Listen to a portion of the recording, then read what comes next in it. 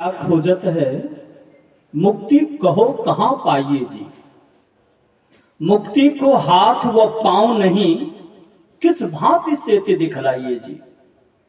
ज्ञान ध्यान की बात को बुझी लीजिए या मन को खूब ठहराइए जी।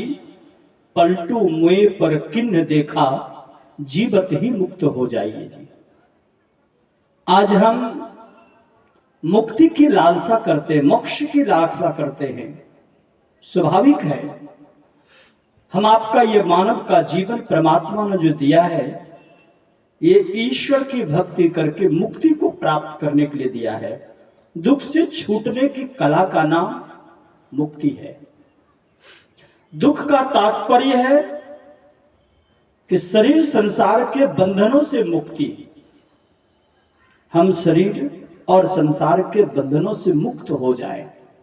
जैसे वृक्ष को देखते हैं, वृक्ष की टहनी को काटते तो क्या हो जाता है, नई टहनियां आती है ना। लेकिन जब उसके जड़ को काट देते हैं तो टहनियां आना बंद हो जाता है। संतों ने कहा यदि संपूर्ण मुक्ति को प्राप्त करना चाहते हैं तो कर्मकांड की विधियों से कभी भी पूर्ण मुक्ति संभव नहीं है। यदि मुक्ति को प्राप्त करना चाहते हैं तो 4 जड़ शरीर और 1 चेतन शरीर से भी परे जाना पड़ेगा। हम लोगों का कितना शरीर है? 5 शरीर है। स्थूल, सूक्ष्म, कारण, महाकारण और कैवल्य। ये 4 जड़ शरीर है और 1 चेतन शरीर है। किसी की भी मृत्यु होती है तो स्थूल शरीर छूटता है, सूक्ष्म, कारण, महाकारण, ये 3 जड़ शरीर और 1 चेतन शरीर रह जाता है। इसीलिए जन्म मृत्यु का चक्कर बना रहता है। हमारे आराध्य देव ने क्या कहा? आवागमन सम दुख दूजा, है नहीं जग में कोई। दुख बहुत है, लेकिन सबसे बड़ा दुख क्या है? आना और जाना, जन्मना और मरना, ये दुसह दुख का कारण है। और इसी दुसह दुख के कारणों से पूर्ण मुक्ति मिल जाए तब समझिएगा मुक्ति। ये दुसह दुख का कारण है। हमारे आराध्य देव ने कहा कि संसार का बहुत दुख है, लेकिन तमाम दुखों में जन्मने मरने के समान कोई दुख नहीं है।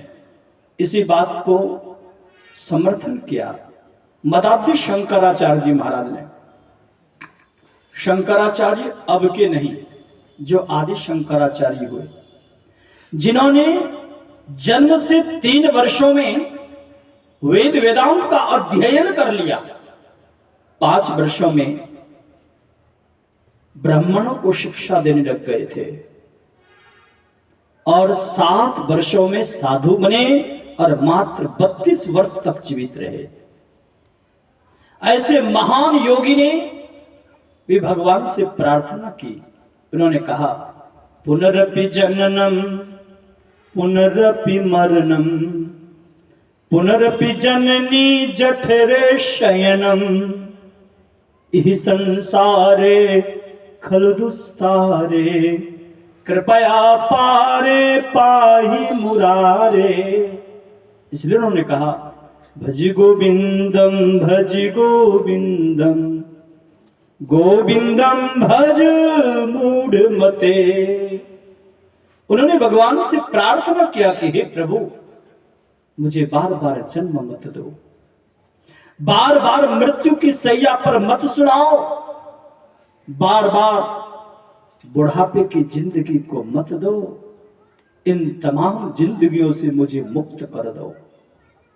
विचार करिए, आप लोगों के मन में एक प्रश्न का उदय होता होगा, जन्म लेते समय दुख होता है कि सुख होता है, इसका क्या अंदाजा आपके पास? मरते समय सुख होता है कि दुख होता है, इसका क्या अंदाजा आपके पास? मैं एक बार बिहार के समस्तीपुर जिला में सत्संग कर रहा था। एक पढ़ा लिखा युवक था, उन्होंने हाथ जोड़ करके खड़ा होकर के मुझसे कहा कि गुरुजी एक बात मुझे समझ में नहीं आई अभी तक। तो मैंने उनसे इशारा किया कि प्रवचन के बाद बात करिए, लेकिन उन्होंने कहा कि गुरुजी क्षमा करेंगे, प्रवचन के सिलसिले में ही मैं चाहता हूं कि मेरे समस्याओं का समाधान सभी भक्तगणों का भी हो जाए। मैं समझता हूं जो समस्याएं मेरे साथ है और भक्तगणों के साथ भी वही हो सकता है। तो मैंने उनसे कहा कि अच्छा बताइए क्या बात है।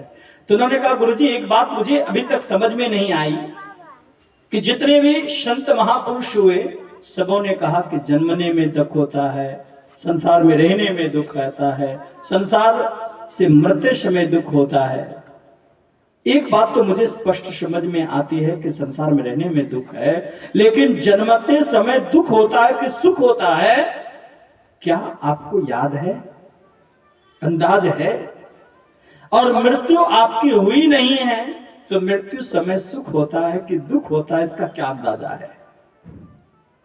मैंने कहा कि सचमुच में आपका प्रश्न सराहनीय है। हृदय से आपके लिए धन्यवाद करता हूं कि आपके मन में ऐसा प्रश्न का उदय हुआ है। सचमुच में मेरा जब जन्म हुआ है मुझे स्मरण नहीं कि दुख हुआ था कि सुख हुआ था। मृत्यु नहीं हुई है तो दुख होता है कि सुख होता है, इसका कोई अंदाजा नहीं है। लेकिन संतों ने कहा कि जन्म मृत्यु के समय दुख होता है, और इसीलिए मैं सत्य मानता हूं कि विचार करिए, बच्चे का जब जन्म होता है तो उसको दर्द निवारक सुई दी जाती है, दी जाती ना। मानो इतने लोग बैठे हुए हैं और मैं कह दूं कुछ टैबलेट, कुछ इंजेक्शन ले लीजिए, आप स्वस्थ हो जाएंगे, चंगे हो जाएंगे। क्या उत्तर आएगा? गुरुजी पागल हो गए? जब हम लोगों को किसी तरह का दुख नहीं है, किसी तरह की तकलीफ नहीं है, तो मैं दवाई क्यों लूं, इंजेक्शन क्यों लूं? इसका मतलब जब दुख होता है, तकलीफें होती हैं, तभी हम दवाई सुई लेते हैं। जब बच्चे को जन्म लेने में दुख नहीं हुआ है, तकलीफें नहीं हुई है, तो उसे दवाई सुई क्यों दी जाती है? इससे तो एक बात स्पष्ट हो जाती है कि जन्म लेते समय दुख होता है। और संसार में रहने में सुख है कि दुख है, ये सबों को अंदाजा है कि नहीं है? ज्यादातर दुख ही दुख है। हाँ, जब आपस में मिलते हैं, पूछते हैं क्या हाल समाचार है, गुरुजी आपकी कृपा है, सब कुशल मंगल है, कहते हो कि नहीं कहते हो? थोड़ी देर जिस समय मिले उस समय तो पूछा क्या हाल समाचार है, गुरुजी सब ठीक है। बेटा बेटी, हाँ गुरुजी आपका आशीर्वाद है, ठीक है। बिजनेस व्यापार, गुरुजी ठीक है। खेती गृहस्थी सब ठीक है। जो कुछ भी सामने पूछ दो सब कुछ ठीक है, और थोड़ी देर उनके पास बैठ जाओ तो पता चलेगा कि ठीक वाला लिस्ट छोटा है और खराब वाला लिस्ट बहुत लंबा हो गया है। पता चलता नहीं चलता? भले कहने के लिए कह दो कि सब कुछ ठीक है, लेकिन जब आप बैठते हो तो पता चलता है कि ठीक कम है, खराब ज्यादा है। तो संसार का दुख और सुख कैसा है जानते हैं? जैसे कोई व्यक्ति पानी में डूब गया है, तो पानी में जब डूबता है तो डूबा ही रह जाता ना।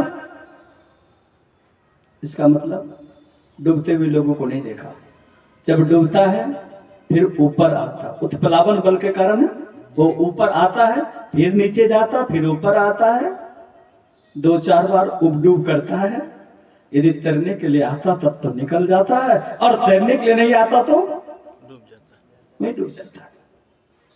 तो जिस समय व्यक्ति पानी में डूबता है उस समय दुख, क्षण मात्र के लिए ऊपर आता उस समय सुख, और उसके बाद फिर दुख। उसी तरह संसार का जो सुख है, चाहे विषय का सुख हो, संपत्ति का सुख हो, जमीन जायदाद का सुख हो, पद प्रतिष्ठा का सुख हो, ये सुख कैसा है? क्षणिक है, क्षणभंगुर है। सुख के बाद पुनः दुख का मुंह देखना पड़ता है। इसीलिए संतों ने कहा कि संसार में रहने में ही दुख है। संसार में रहने में दुख है।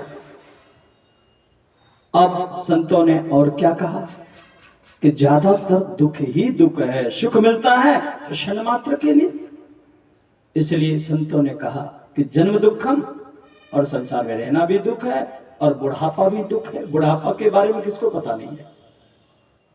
देखो, जब बुढ़ापे की जिंदगी आ जाती, आंख पर पड़ेगा जाला, नाक से बहेगा नाला, लाठी से पड़ेगा पाला, जरा जिंदगानी में उस समय तो कष्ट ही कष्ट है। बुढ़ापे में तो अनेक तरह की यातनाएं, कठिनाइयों का सामना करना पड़ता है, दुख का सामना करना पड़ता है। इसलिए संतों ने कहा कि संसार में रहने में भी दुख है।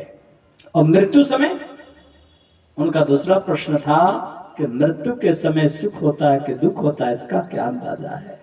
सचमुच में अंदाजा नहीं। लेकिन विचार करिए, आप कहीं मेला घूमने के लिए गए हो तो कितना पैसे लेकर जाओगे आप? 2, 4, 5, 10 दिनों की कमाई, इससे भी ज्यादा। 2, 4, 10 दिनों की कमाई आप लेकर के मेला घूमने के लिए गए और घूम रहे हैं, किसी मिठाई के दुकान पर पहुंचे, मिठाई देना जी, और मिठाई देने के लिए उन्होंने मिठाई तोलना शुरू किया, और आपने जब जेब में हाथ डाला तो हाथ ऊपर से नीचे निकल गया, मतलब पिक पॉकेट मारी हो गई। ईमानदारी से बोलिएगा, उसमें सुख होता कि दुख होता है? हुआ ना जी। जब पॉकेट मारी हो जाती है तो कहते हैं भाई साहब मिठाई अपना रख लो, मेरे पास पैसे नहीं जो मैं मिठाई ले सकूं, पॉकेट मारी हो गई। कभी ज्यादा पैसे की चोरी हो गई हो तो आंख से अश्रु की धारा बहने लग जाती है। मित्र बंधु सगे संबंधी यार दोस्त अनेकों मिलते हैं तो वहां कहते हैं क्या कहें, बड़ी समस्या है, बड़ा दुख हुआ, मेला देखना मेरा निरर्थक हो गया, पॉकेटमारी हो गई। घर आते हैं, पत्नी बच्चा जिनसे भी मिलते हैं रोते बिलखते हुए कहते हैं पॉकेटमारी हो गई, बेकार चला गया। विचार करिए, जब जब उस पैसे का ख्याल आता तब तब आप रोते नहीं रोते? विचार करिए, 2, 4, 10 दिनों की कमाई हाथ से निकल गई तो दुख। जिस बेटा पोता जमीन जायदाद मकान दुकान को बनाने में आपने बालपन से लेकर के बुढ़ापे तक की जिंदगी एड़ी चोटी का पसीना एक कर दिया और उनसे वियोग हो रहा है तो सुख होगा कि दुख होगा? बोलो, दुख होगा ना। इसलिए संतों ने कहा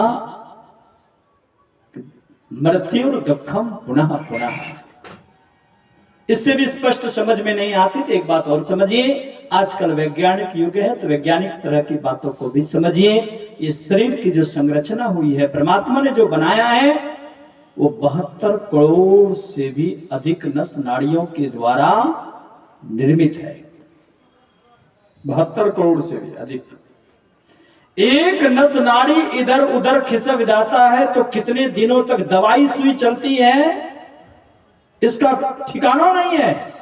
विचार करिए, डॉक्टरों का वैज्ञानिकों का मानना है शरीर से जब जीवात्मा निकलने लग जाती है तो 72 करोड़ नस नाड़ियां एकाएक सिकुड़ने लग जाता है। तो विचार करिए, दुख होगा कि सुख होगा?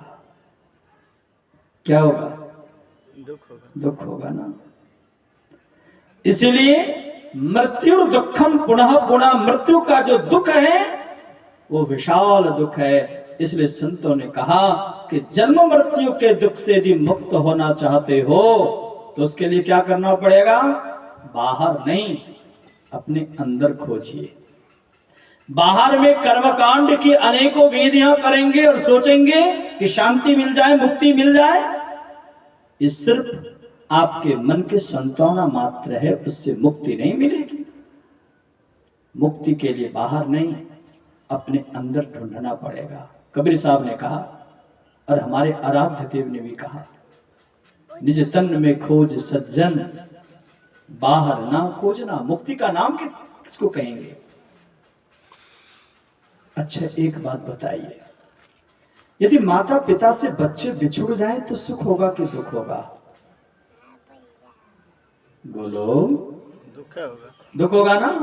माता पिता के साथ जब तक बच्चे हैं तब तक बच्चे को भी खुशी होती है और माता पिता को भी खुशी होती है। कभी कभी मेला घूमने जाते हैं ना तो बच्चे की उंगली छूट जाती है, जब तक माता पिता की उंगली पकड़े हैं, माँ ये क्या है, वो क्या है, ये खाना वो खाना, ये लेना वो लेना, तमाम तरह की बातें होती हैं। और जैसे ही माता पिता से बच्चे की उंगली छूट जाती है तो बच्चा रोने लग जाता, चिल्लाने लग जाता है।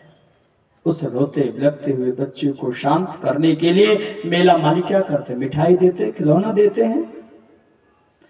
मिठाई को प्राप्त कर 2-4 दाना मुंह में डालता है, फिर मिठाई को फेंक कर रोने लग जाता है।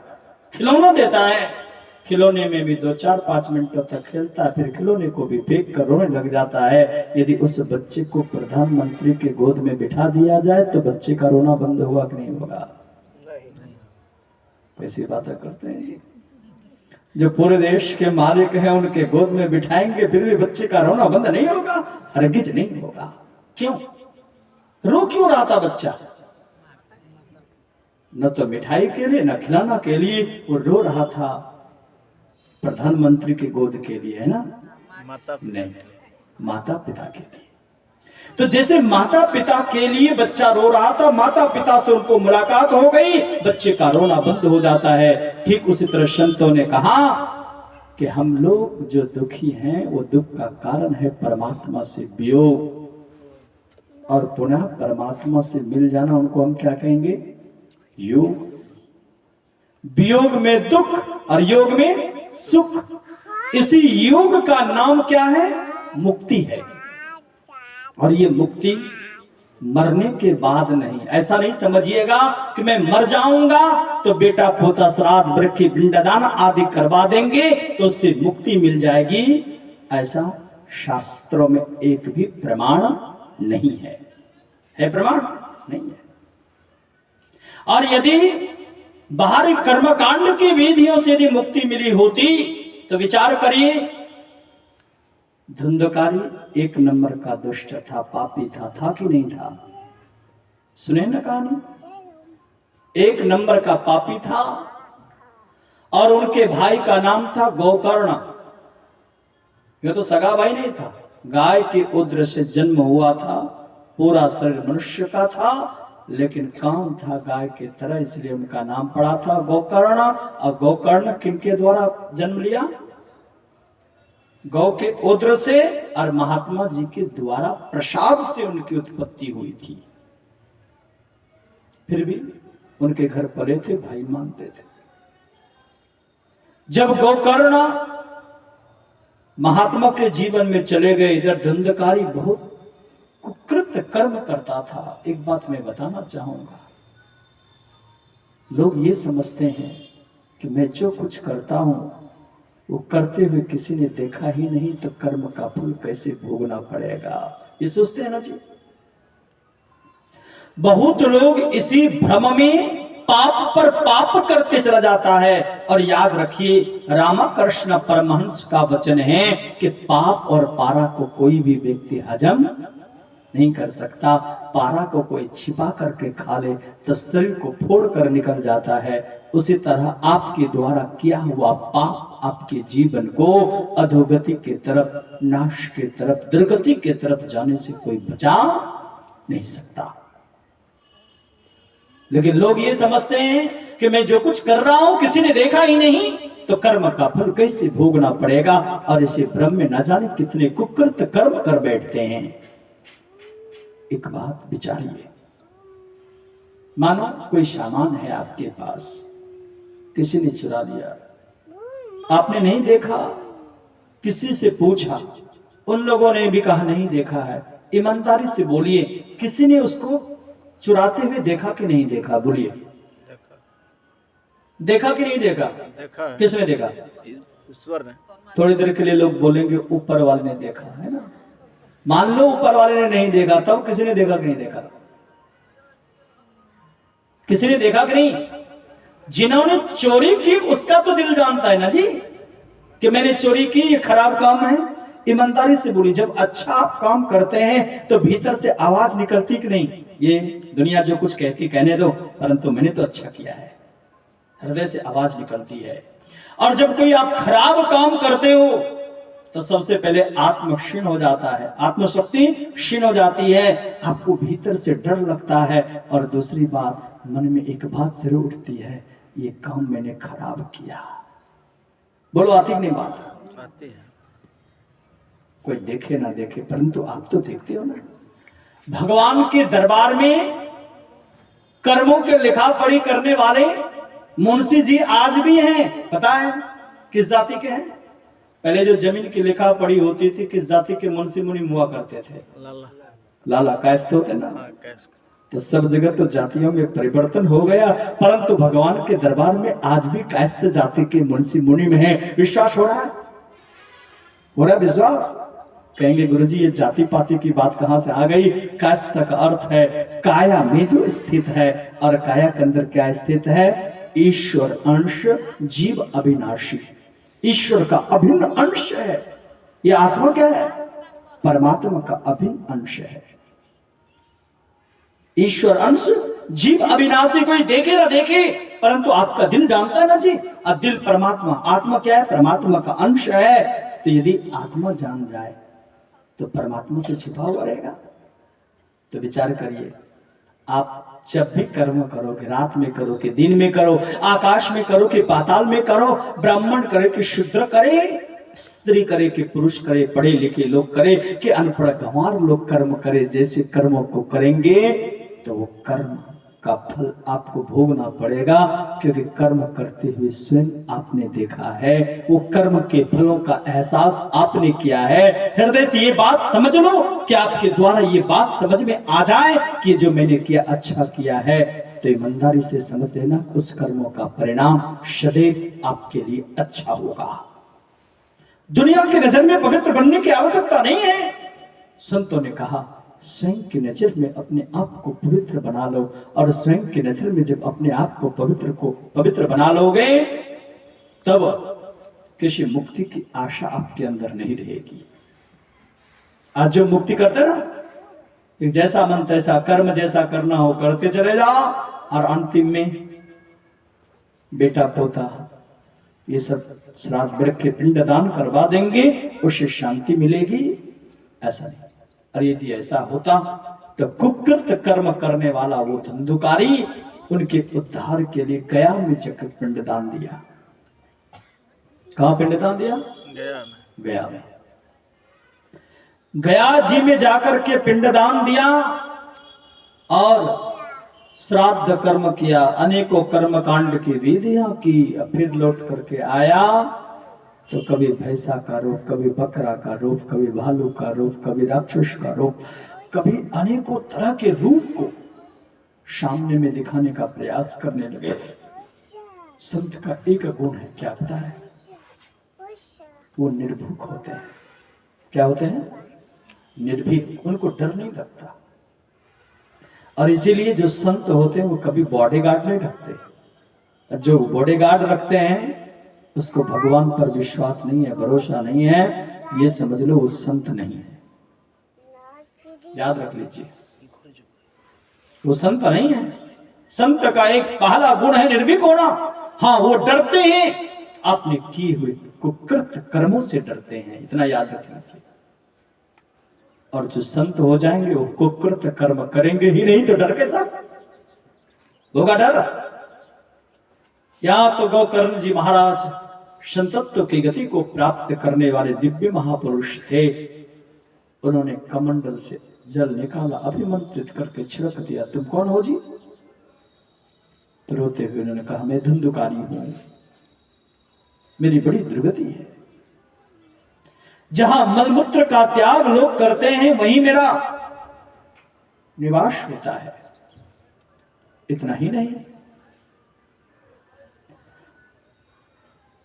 पेट तो विशाल है लेकिन गले में जो छिद्र है वो सुई के नोक के बराबर है। प्यास लगती पानी नहीं पी सकता, भूख लगती भोजन नहीं कर सकता।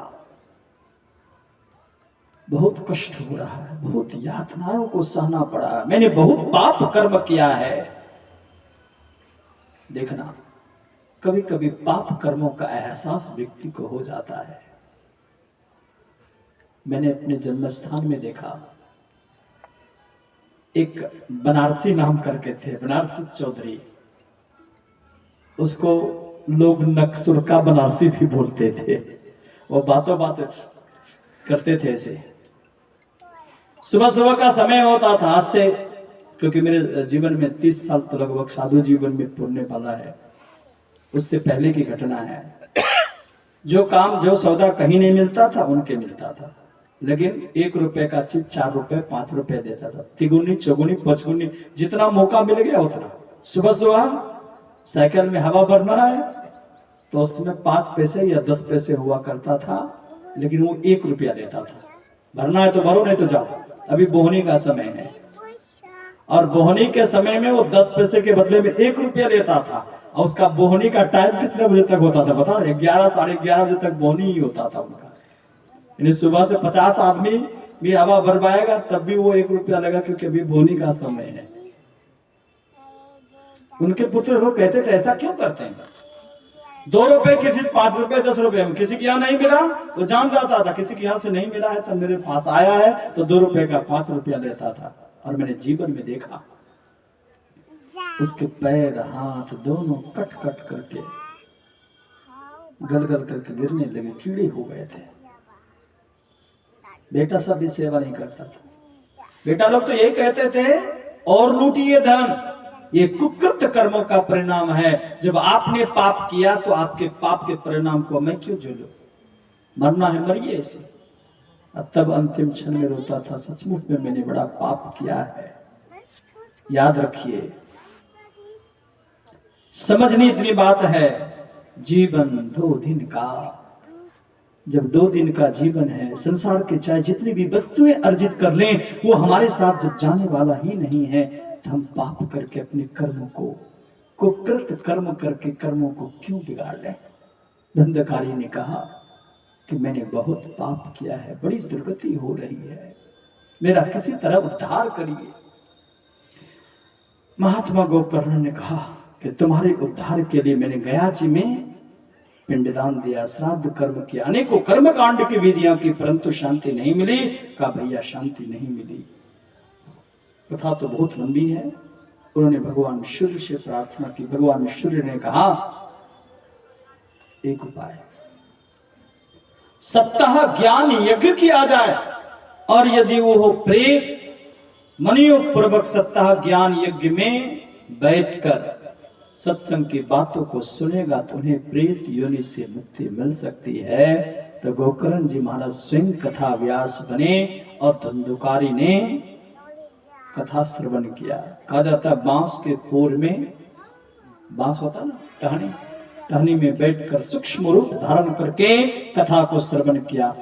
एक दिन में एक पुर फटा, दूसरे दिन दूसरा, तीसरे दिन तीसरा, एवं प्रकार से 7वें दिन तक 7 पुर फटा। दिव्य शरीर लेकर के बाहर निकला।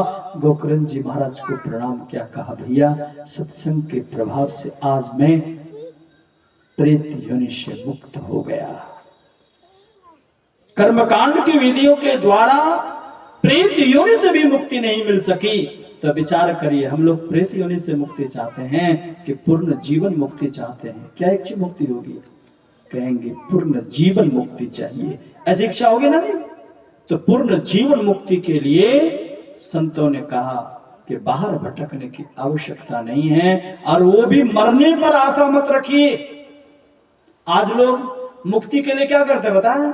जिनके पास पैसे होते हैं, संपत्ति, वो काशी में अपने माता पिता को लेके चले जाते हैं, या कभी अपने बेटे बेटियों को कहते हैं जब मेरी उम्र बढ़ जाए तो मेरे को काशी पहुंचा देना, ताकि मैं काशी में मरूं तो मुक्ति मिल जाएगी। ऐसा मानना है ना कि काशी में मरने से मुक्ति मिलती है। आज वहां कई ऐसे संस्था है जो डोनेशन लेता है और मुक्ति दिलाने का काम करता है। जीवन भर जैसा तैसा कर्म करो, अब मरने से पहले काशी चले जाओ, काशी में मर जाओ, मुक्ति मिल जाएगी। कबीर साहब जीवन पर्यंत रहे कहां रहे?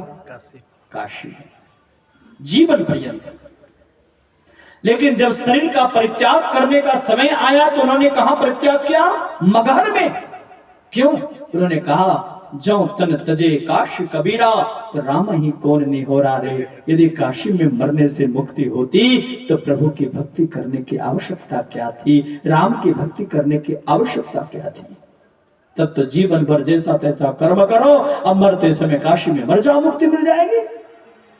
उन्होंने कहा जस काशी तस मगहर ऊसर, हृदय जब राम हुई, यदि हृदय रूपी मंदिर में यदि आपने परमात्मा स्वरूप का ज्ञान प्राप्त कर लिया, चाहे काशी मरिए कि मगहर मरिए, मुक्ति में कोई संदेह नहीं है।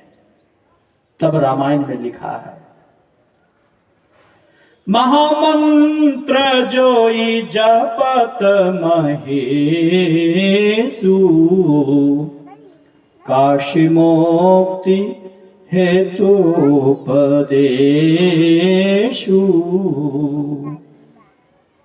महामंत्र का जाप करने से काशी में प्रवेश करता है, जो मुक्ति का कारण है। अब विचार करिए, काशी में प्रवेश करने के लिए देवाधिदेव महादेव जी क्या करें? महामंत्र का जाप करना पड़ेगा, तब काशी में प्रवेश करोगे, जहां मुक्ति का द्वार मिल जाता है। अब विचार करिए, वो कौन सी काशी है? ये वाराणसी काशी। वाराणसी काशी तो हम साइकिल से भी जा सकते हैं ना, मोटरसाइकिल से, कार से भी, पैदल भी, ट्रेन से भी और एरोप्लेन से भी जा सकते हैं। परंतु भगवान शिव ने साफ शब्दों में कहा कि जिस काशी में प्रवेश करने से मुक्ति का कारण यानी मुक्ति की उपलब्धि होगी, मुक्ति का द्वार मिलेगा, उस काशी में प्रवेश करने के लिए महामंत्र का जाप करना पड़ेगा। तो एक प्रश्न का उदय होगा कि महामंत्र कितने प्रकार के हैं, और उससे भी पहले प्रश्न होगा कि मंत्र कितने प्रकार के हैं। महादेव जी से पार्वती जी ने पूछा कि हे नाथ, कृपा करके बतलाइए कि मंत्र कितने प्रकार के हैं। तो भगवान शिव ने कहा, अनगिनत मंत्र हैं, धूल कण जितना है उससे भी अधिक मंत्र है। पूछा, अनगिनत मंत्रों में भी कोई श्रेष्ठ मंत्र होगा? तो भगवान शिव ने कहा, महामंत्र है। कहा, महामंत्रों में भी कोई श्रेष्ठ मंत्र होगा? तो भगवान शिव ने कहा कि महामंत्रों में अति श्रेष्ठ यदि है तो गुरु मंत्र है, और गुरु मंत्रों से बढ़कर के कोई मंत्र नहीं है। अति पावन गुरु मंत्र, मन ही मन जाप जपो, अत्यंत पावन मंत्र है। और ये पावन मंत्र का, गुरु मंत्र का जो जाप करके प्रवेश करेगा वही काशी में प्रवेश करेगा, और वो मुक्ति का द्वार मिलेगा। तो वो महामंत्र का जाप करके कौन सी काशी में प्रवेश करेंगे? काशी कहा जाता है त्रिशूल पर बसा है, शिव के त्रिशूल पर, कल्याणकारी के त्रिशूल पर। अब त्रिशूल में कितना सूल? 4 की 5 बूढ़ी, कितना सूल? 3 है ना। अब तीनों सूल बराबर होता है ना? नहीं, बराबर नहीं होता, बस इसी तरह से होता है ना, 2 छोटा बीच में बड़ा। अब इस पर कुछ भी टिकाएंगे, देखिए कहां टिक रहा है? बीच वाले पर टिक रहा ना। ये संकेत है, ईड़ा और पिंगला, गंगा और यमुना, बाएं धार और दाएं धार। जो साधक अपने मन को शांत करके, मनोवृत्ति को शांत करके, एकाग्रचित्त होकर के दोनों दृष्टि की धाराओं को आज्ञा चक्र में टिकाएगा, उसी को मुक्ति का द्वार मिलेगा। एक दिन मैंने सत्संग सुनाया था ना, याद होगा आप लोगों को? कहाँ सुनाया था? इसके बारे में बृहद चर्चा की थी विनय जी के घर पर। मैंने समझाया था, ग्रीष्मेण उत्तर दिशे दूरी, नील शैलिक सुंदर भूरी, तासु कनक में शिखर सुहाए, चारी चारों मुर मन भाए, तिन पर एक एक बिटप विशाला, बट्टी पर बाग रसाला। ये क्या है? ये 5 चक्रों से ऊपर छठे चक्र आज्ञा चक्र कहते हैं, जो दोनों दृष्टि की धाराओं को आज्ञा चक्र में स्थिर करेगा। वो आज्ञा चक्र में जिनकी वृत्ति स्थिर हो जाएगी, दोनों दृष्टि की धाराएं एक होगी, उसी को विंदुता की प्राप्ति होगी। और गुरुदेव का वचन है, विंदु राह से निकल बहादुर, तब मंडल टपना होगा। जो अंधकार मंडल से प्रकाश मंडल में जाएंगे, उसके लिए आगे का रास्ता प्रशस्त होता जाएगा। इसी साधना का नाम है क्या? इसी साधना का नाम है मुक्ति वाली साधना। याद रखिए, ईड़ा और पिंगला दोनों दृष्टि की धाराओं को आज्ञा चक्र में, जिसको आज्ञा चक्र का नाम है दूसरा 12 ज्योतिर्लिंग भी इनको कहते हैं। आज लोग कहते हैं ना जी, द्वादश ज्योतिर्लिंग का दर्शन कर लो मुक्ति मिल जाएगी, कहते ना। किसको कहते हैं द्वादश ज्योतिर्लिंग? द्वादश, द्वादश मतलब 10 दू 12। अब लोग क्या समझते हैं कि 12 जगह जो शिवलिंग की स्थापना है उसी को कहते हैं द्वादश ज्योतिर्लिंग, ये कहते हैं। लेकिन आप लोग पढ़े लिखे हैं, समझिए, द्वादश मतलब होता है 12, और ज्योतिर्लिंग मतलब, ज्योति मतलब प्रकाश, प्रकाश, और लिंग मतलब चिन्ह। लिंग का अर्थ चिन्ह, जैसे स्त्रीलिंग पुल्लिंग चिन्ह कहते हैं ना। तो ज्योति मतलब प्रकाश, लिंग मतलब चिन्ह। प्रकाश का चिन्ह क्या वो पत्थर का शिवलिंग प्रकाश का चिन्ह है जी? नहीं। द्वादश ज्योतिर्लिंग इसीलिए कहा गया, द्वादश मतलब 12। आज्ञा चक्र में जब साधक दृष्टि योग की क्रिया करता है और जब भी दोनों दृष्टि की धाराएं एक जुटती है तो नसाग्र के 12 उंगलियों पर जुटती हैं। 12 उंगलियों पर जब जुटती हैं तो बिंदुता की प्राप्ति होती है। और बिंदु का परिभाषा क्या है? मैथमेटिक्स में पढ़ते थे, गणित में पढ़ते थे, जिनका स्थान हो परिमाण नहीं। यही नहीं जी, जगह है परंतु लंबाई चौड़ाई मोटाई गहराई कुछ भी नहीं है। इसलिए गणित पढ़ाने वाले पढ़ाते थे, माना कि एक बिंदु है, माना हुआ बिंदु है, क्योंकि बाह्य जगत में कहीं भी वो बिंदु नहीं है। बाल का भी नोक रखेंगे उसका भी स्थान है, उसका भी परिमाण है। इसलिए जिनका स्थान हो परिमाण नहीं, उसको हम क्या कहेंगे? बिंदु। और अनेक बिंदुओं के मिलने से रेखा की उत्पत्ति होती है, ऐसा कहा गया। तो विचार करिए। अब यहां पर साफ शब्दों में कहा कि जब दोनों दृष्टि की धारा एक होगी तो बिंदुता की प्राप्ति होगी। और वो बिंदु में क्या है? बिंदु में तहनाद बोले रैन दिवस सुहावनम। जब कोई बिंदुता की प्राप्ति कर उनकी वृत्ति शांत हो जाएगी, एक चित्त हो जाएगी, तो प्रकाश में फिर शब्द है, शब्द के सहारे। और शब्द का भी उद्गम स्थान है। वो उद्गम स्थान क्या है? निःशब्द। निःशब्द उद्गम स्थान है। इसलिए सार शब्द के सहारे, शब्द साधना करते हुए शब्द से निःशब्द को प्राप्त कर लेता है, तब मुक्ति हुई। ये भोज भंडारा करने वाला मुक्ति से कल्याण होने वाला नहीं है। इसीलिए हमारे संतों ने कहा कि बाहर जगत में नहीं, अपने अंदर चलो। निज तन में खोज सज्जन, बाहर ना खोजना, अपने ही घट में हरि है। अपने में खोजना तो कैसे खोजना है? तो कहा, दो नैन नजर जोड़ी के एक नौक बना के, अपने में देख सुन सुन अपने में खोजना। ये दोनों दृष्टि की धाराओं को एक करना है। और इसी एक करने की कला हम लोगों का असली गणित है। हम लोग गणित बनाते ना जी, 1 जोड़ 1 बराबर कितना होता है? सब चुप्पी नहीं जानते हैं जोड़ने के लिए जी। 1 जोड़ 1 बराबर 2। असंत मत का गणित क्या है? 1 जोड़ 1 बराबर 1। 1 जोड़ 1 बराबर 1। अर्थात दोनों दृष्टि की धाराओं को जो साधक जोड़ लेगा उन्हीं को बिंदुता की प्राप्ति होगी, एक की प्राप्ति होगी। ये संत मत का गणित है। तो ये बाहरी गणित से काम चलने वाला नहीं है। अपने अंदर के गणित को उत्पन्न करिए। और इसके लिए बुढ़ापा की बाट को मत जोइए। कुछ लोग क्या सोचते हैं कि ये तो काम बुढ़ापा का है, ये नहीं समझते हैं जी। अब बुढ़ापा में भजन होगा, ये साधना करने वाली कला संभव है? कभी भी संभव नहीं है। पहली बात कि बुढ़ापा तक जीवित रहेंगे तभी तो। यहां तो बुढ़ापा तक जीवित रहेंगे कि नहीं रहेंगे इसका ठिकाना नहीं है, एक क्षण का भी ठिकाना नहीं है। और फिर भी आशा देखते हैं बुढ़ारी का, बुढ़ापा का।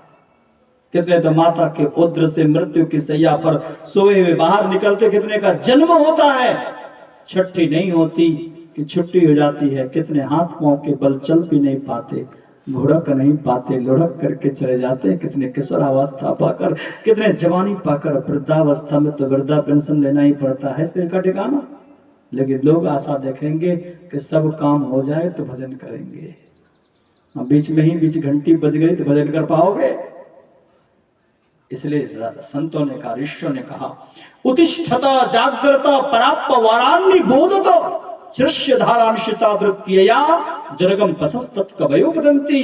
अरे विद्यागस्त लोगो, उठो जागो, संतों के सानिध्य में जाकर के ज्ञान प्राप्त करो और आत्म तत्व की उपलब्धि की ओर बढ़ो। ये तुम्हारे जीवन का लक्ष्य है। इसी को कनोपनिषद के ऋषि ने कहा, इह चेद वेदिदत् सत्यमस्तिना चेदिहा वेदिन महत्ति विनष्टि भूतेषु भूतेषु विचित्य धीराः प्रत्यस्मालोकात् निता भवन्ति। अर्थात यदि इस जन्म में ब्रह्म को जान लिया तब तो ठीक है, अन्यथा बड़ी भारी हानि है। बड़ी भारी हानि यही है कि ये जो सुनहरा जीवन मिला है, ये जीवन पुनः नहीं मिलेगा। ईमानदारी से बोलिए, इनमें से कितने लोग चाहते होंगे कि हमको पुनः जीवन नहीं मिले? ईमानदारी से बताइए, चाहते कि नहीं चाहते जीवन मिले? बोले चाहते कि नहीं? नहीं चाहते जीवन मिले? चाहते हैं। जीवन मिले भिखमंगा बन करके कितना लोग रहना चाहेंगे? वो भी नहीं। तो जीवन भी मिले, संपत्ति भी मिले और ईश्वर की भक्ति भी मिले।